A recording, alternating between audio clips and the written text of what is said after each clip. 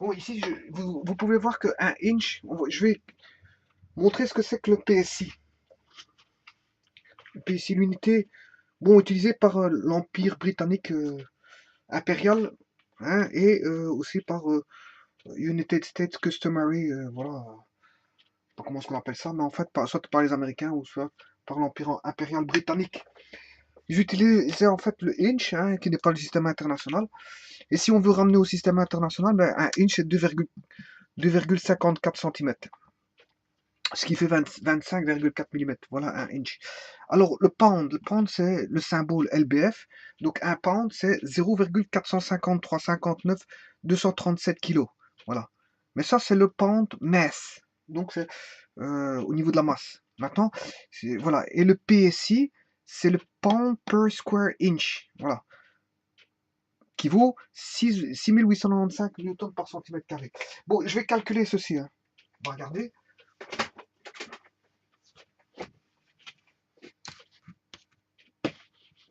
Je vais essayer de le faire avec maximum de précision. Bon, la pression.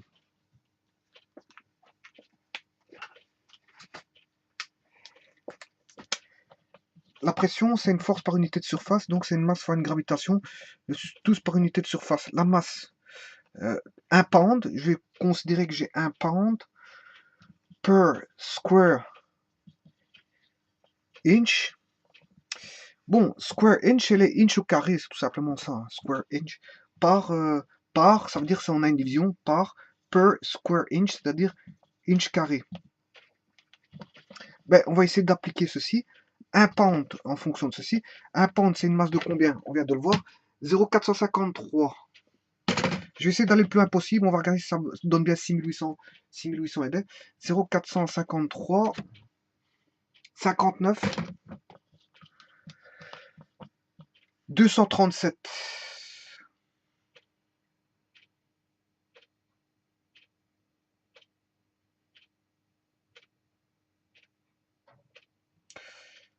Bon, alors, si je multiplie par 9,665, pour essayer de l'avoir avec le plus de précision possible, je vais diviser par les 2,54. Voilà, ici je suis dans le système MKS hein, en kilogrammes, là des mètres par seconde carré, et là il faut que je mette en mètres pour avoir des newtons par mètre carré, donc des pascals. Voilà. Je vais essayer d'avoir des newtons par mètre carré. Donc je vais quand même mettre en centimètres ici et puis remettre en mètres. 2,1 inch, c'est 2,54 cm. Voilà, ce qui fait 10 exposants moins 2 mètres, mais il ne faut pas oublier de mettre au carré. Bon, je vais calculer ça avec le plus de précision possible. 0,453 59 237 fois 9,80 665 divisé par 2, 4 divisé par 2, 4 10, là on a 10 moins 4, je fais fois 10, 4. Voilà. Bon, c'est vrai que j'obtiens 7000, hein, 7722. 7722. Bon. Mais si je prenais par exemple ici 9,81 à la place de toute cette précision, on va regarder ce que ça donne. Je recommence. 0,453 59 237 fois 9,81 divisé par 2,54 au carré divisé par 10 000 fois 10 000. Je vais refaire fois 10 000, encore fois 10 000. Ah, là, si je calcule avec 9,81, j'obtiens une réponse de 6897. Bon, on est déjà proche du ouais, point virgule 11, 25, 76, 20. Bref, ça on s'en fout. Bon, 6897. Et là, j'ai 6895. Ouais, autant dire qu'on est proche. Voilà. Voilà comment on calcule, je veux dire, l'écart de pression, enfin la conversion des PSI vers le système MKSA. Donc ça c'est le système de l'Empire britannique, mais aussi américain, adopté par les Américains. PSI vers le Pascal, système international Pascal, qui est un PSI, c'est 6897, plutôt 6895, un conventionnement fixé à 6895 Pascal.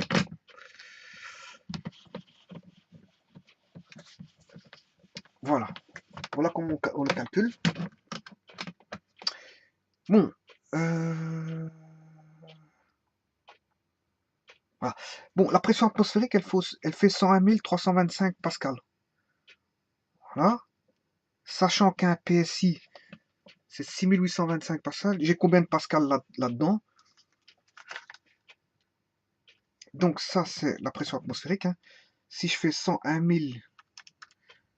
325 divisé par 6895, voilà, 14,6954 que je vais mettre à 14,7. Donc autant dire que la pression atmosphérique, ben, elle est à 14,7 PSI. Voilà, si je prends au dixième, j'arrondis au dixième, 14,7 PSI. Voilà. Mais attention que si je mets en barre, un bar, on a approximé à 100 000 pascal. Voilà, donc à ce moment, je vais faire 100 000 divisé par 6895.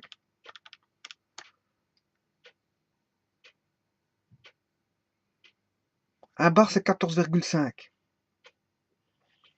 Un bar égale 14,5 PSI en fait.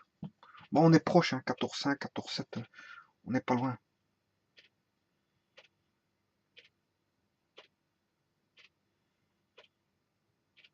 Bon, sachez qu'on peut mesurer aussi en kilopascal via des manomètres. Hein. Les manomètres peuvent mesurer en bar, en kilopascal, en hectopascal, en atmosphère, en PSI.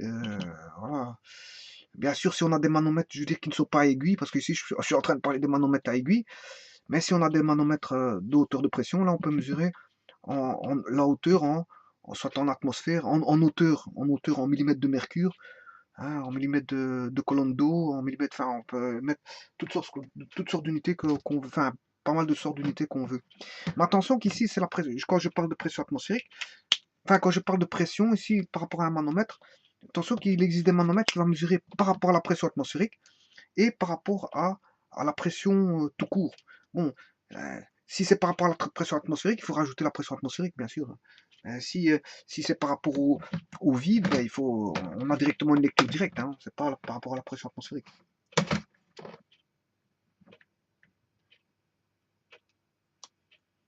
Donc il existe aussi des unités, hein, pound square inch, gauche, qui veut dire par rapport à la pression atmosphérique. Hein. Donc là, il faut rajouter la pression atmosphérique. Voilà. On est en relatif. Voilà. Mais ici, si je prends le cas d'une pompe, j'ai pris une pompe manuelle. Voilà, ici, ça c'est une pompe manuelle. Ah, je veux dire, on retrouve une pompe manuelle avec un coulisseau, je veux dire, axial. Donc ici, on peut dire, le maintenir avec sa main convenablement parce qu'en fait, il est bien, on a bien un support qui est tenable facilement. Hein. Et donc on a un coulisseau hein, qui rentre dans un cylindre et ça, c'est un piston qui coulisse. Bien sûr, on a à l'intérieur, comment est-ce qu'on appelle ça, un système d'étanchéité pour éviter les pertes d'air. Hein. Donc c'est une pompe manuelle, à piston avec coulisseau. Voilà. Donc le but, vous aurez compris que c'est par l'entremise de l'air extérieur de pomper soit en fonction du diamètre que l'on a ici, ben, soit de pomper, je dirais, un pneu de vélo, ou on peut aussi pomper des pneus de voiture. Voilà. Et bon, pour les voitures, il faut faire attention à bien mettre la bonne pression de gonflage. Hein, je veux dire, quand la voiture est chargée ou pas, bon, faut voir les spécifications. Il faut éviter de rouler avec une voiture à pneus sous-gonflés ou surgonflés. Les deux, c'est mauvais. Voilà. Ça, je verrai pour les raisons pour lesquelles c'est mauvais. Il faut la pression normale, je veux dire, qui est adaptée, enfin, que le constructeur a dit de mettre a préconisé de mettre pour la tenue de route quand une voiture n'est pas chargée. Parce que quand une voiture est chargée, là, il faut un petit peu modifier, je veux dire, la pression des pneus. Voilà, ici, qu'est-ce qu'on voit? Ici, on a un manomètre à aiguille. Ce manomètre à aiguille, bon, il est indiqué en barres. Donc ici, je peux 1 bar, 2 bars, 3 bars, 4 bars, 5 bars, 6 bars, 7 bars. Alors, comment vous savoir à quelle pression vous devez gonfler votre pneu? Ben, généralement, sur le clapet de votre le clapet d'ouverture-fermeture, donc pour l'accès à la pompe, à votre comment on appelle ça, réservoir d'essence ou de diesel, le clapet indique les pressions que vous devez mettre à l'avant et à l'arrière. Il faut préconiser ça. Bon, il y a des voitures, c'est 1,8 bar, il y a des voitures, c'est 2 bars, il y en a, c'est 2 bars 2, il y en a, c'est 2 bars 5. Voilà, ça dépend. Donc, il y en a, il faut aller jusqu'à 1 bar 8. Là, il y en a 2 bars, il y en a 2. Ça, c'est en fonction de la préconisation du constructeur qui l'indique. Il l'indique via le clapet. Assez souvent, le clapet. Hein, dans le clapet, il y a des informations, pas mal d'informations qu'il faut respecter. Quel type d'essence qu'il faut mettre, dire, la pression des pneus qu'il faut mettre. Bon, maintenant, certains peuvent mettre en PSI. Ils peuvent s'amuser à mettre en PSI. Attention qu'il y a des manomètres en kilopascal. Hein. Bon, kilopascal, bon, c'est. Voilà, c'est. Kilopascal. Pascal, c'est des newtons par mètre carré. Ben, le kilopascal, c'est 10 fois des newtons par mètre carré. Des newtons par mètre carré. C'est 10 fois des newtons par mètre carré. C'est des multiples de 10 du pascal. C'est juste ça. Bon, ici, il est en PSI. Voilà. Alors ici, on voit que 1 bar se trouve à de 20 à 40. J'ai combien de 20 à 40? Si je regarde de 20 à 40, j'ai combien en PSI? 1, 2, 3, 4. J'ai 5 graduations. Bon, ça veut dire que de 20 à 40, il y a 20. Hein, si je fais la différence entre 40 et 20, il y a 20. Ça veut dire qu'une graduation, c'est 20 divisé par 5, ça fait 5. 5. Donc ici, si je vois, 1 bar, il est situé un peu en dessous de la dernière barre du 20. L'avant-dernière barre du 20. Ce qui veut dire que si je fais 20 moins un petit peu 5, j'arrive à 15. Mais comme il est juste un petit peu encore en dessous, on a bien 14, 14,5.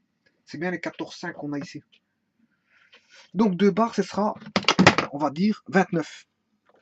2 bars est effectivement situé à 20, 25, presque 30, ça fait 29. Donc c'est juste.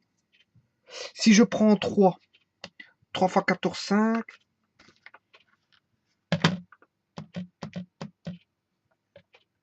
130. Donc c'est à 3 bars.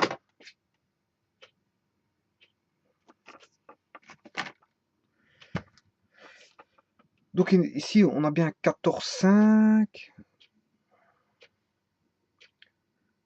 2, ça fait bien 30. 3 fois 14,5, c'est pas 130.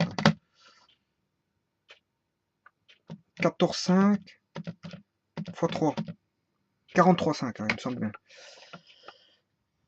Eh bien, le 3 bars, eh bien, à 43. Environ 43. Parce qu'on a 40, ensuite une petite barre qui est 45, et le 3 est entre le 40 et le 45, ce qui fait 43,5 en fait. Le 4. Le 4, c'est combien? 4 bars, c'est combien de PSI? Bien, on fait fois 14,5. Donc 4 bars, c'est 58 PSI. 4 bars se trouve juste à côté du 60. Effectivement, 4 bars, c'est 58 PSI. 5 bars fois 14,5. 5 bars, c'est 72,5 PSI. 5 bars, c'est 70. Effectivement, on est entre 60 et 80, et proche de 80. Donc, fatalement, et voilà. Donc, en fait, si on veut calculer les barres par rapport au PSI, si je veux mettre une formule, une formule simple. Y est égal à 14,5 fois X. Voilà. X étant les barres et Y étant les PSI. Donc pour avoir des barres en PSI, il suffit de multiplier le nombre de barres par 14,5, on a les PSI. Maintenant l'inverse, pour avoir les barres par rapport au PSI, ben vous faites les PSI, hein, vous lisez les PSI et vous divisez par 14,5 et vous avez le nombre de barres. Bon, ça, fatalement, c'est une équation. Voilà comment, je veux dire, passer des barres au PSI ou des PSI aux barres. Et alors, à partir de là, on peut passer à n'importe quel type d'unité. Hein, parce que, on sait bien que le bar, c'est 100 000 pascal. Et 100 000 pascal, c'est 100 000 newtons par mètre carré. Voilà, et à partir de là, je peux passer à n'importe quelle unité. Hein. Voilà, si je veux en kilopascal, ben, un bar, c'est 10 000 kilopascal. Voilà. Donc, 10 000, un bar, c'est 100 000 newtons par mètre carré. Donc, ce qui fait 10 000 K newtons par mètre carré, ce qui fait 10 000 kilopascal. Voilà. Le bar, c'est 10 000, un bar, c'est 10 000 kilopascal.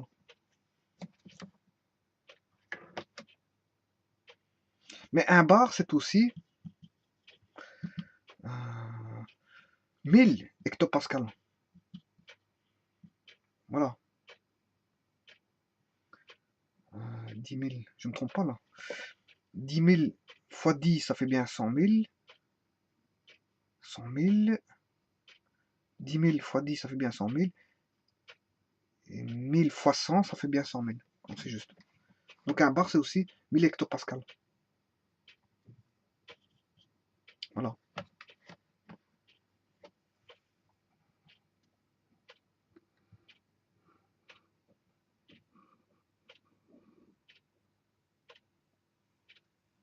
Donc un bar, c'est...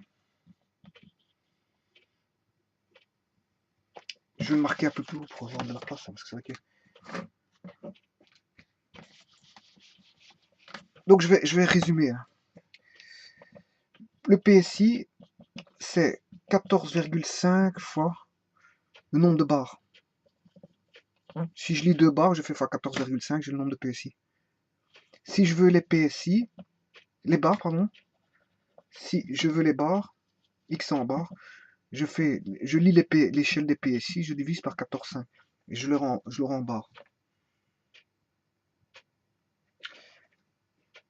Voilà. Maintenant, je peux avoir un bar qui vaut, un bar c'est 100 000 pascal, mais c'est aussi 10 000 hectopascal, mais c'est aussi 10 000 kilopascal, mais c'est aussi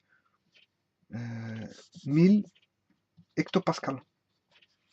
C'est 10 000 kilopascal et c'est de 1000 hectopascal. Parce qu'il y a, je dis ça pourquoi? Parce qu'il y a des appareils qui sont, je veux dire, calibrés en hectopascal. Hein. Bon, vous pouvez voir des appareils en hectopascal, des appareils en bar, des appareils en atmosphère, des appareils en PSI comme je vous ai montré ici. Bon, tout dépend ce qu'on veut, enfin tout dépend de l'appareil qu'on achète. Hein. Et alors il faut faire très attention parce qu'il y en a qui mesurent des pressions relatives par rapport à la pression atmosphérique. Hein. Et là, si c'est américain, PSI ou anglais, de l'Empire britannique anglais, c'est en fait c'est PSI gauche. À ce moment-là, c'est par rapport à la pression atmosphérique. Hein. Donc il faut rajouter la pression atmosphérique. Enfin, c'est par rapport à la pression. Ici, quand je mets mon pneu, je mets à 0. Si mon pneu est dégonflé, il sera à 0. Hein. Voilà. Je ne mesure pas par rapport à la pression atmosphérique, puisque si mon pneu est à 0, je n'ai pas qu'à rajouter la pression atmosphérique ici. Hein. Maintenant, si je commence à gonfler, si je mets un bar, mais c'est un bar dans le pneu, hein, il n'y a pas de pression atmosphérique qui joue là-dedans. Hein. Voilà. Par contre, il y a des appareils de mesure, là, elles mesurent en plus la pression atmosphérique. Voilà. Donc il faut, si on n'a pas besoin de la pression atmosphérique, il faut retrancher cette pression atmosphérique au niveau calcul. Hein. C'est ça que je veux dire. Voilà, parce que... Voilà. Ici, c'est par rapport à un zéro. Voilà, mais il y a des appareils, ben, le zéro, c'est la pression atmosphérique. Voilà, on est déjà un cran plus haut. Hein. Enfin, Le zéro, c'est le zéro, c'est un zéro, et il faut tenir compte de cette pression atmosphérique. Euh, on va mesurer, on peut mesurer une pression pure. Ici, ça mesure une pression pure, mais on peut mesurer une pression dans laquelle est incorporée la pression atmosphérique. Donc on aura une pression, on va dire relative, plus la pression atmosphérique. Donc il faudra, si on veut la vraie pression, il faudra soustraire la pression atmosphérique. C'est ça que je veux dire. Enfin, c'est pas le sujet ici, mais bon, j'en parle. Donc ici, quand on mesure la pression dans le pneu, mais c'est la pression pure dans le pneu. Y a pas, on n'a pas ajouté la pression atmosphérique là-dedans. Parce que si les pneus dégonflés, il va indiquer 0 bar. Donc il est dégonflé, on a 0 bar. Hein, voilà. Donc on sait pas se tromper, hein. Je veux dire, bon, si je gonfle un bar, c'est qu'à l'intérieur, il y a dans le pneu, du pneu, dans le volume du pneu, il y a un bar. Si je gonfle 2 bars, dans le volume du pneu, il y a 2 bars. Voilà. On ne fait pas référence à la pression atmosphérique. C'est une pression pure, directe. Voilà, je vous remercie beaucoup.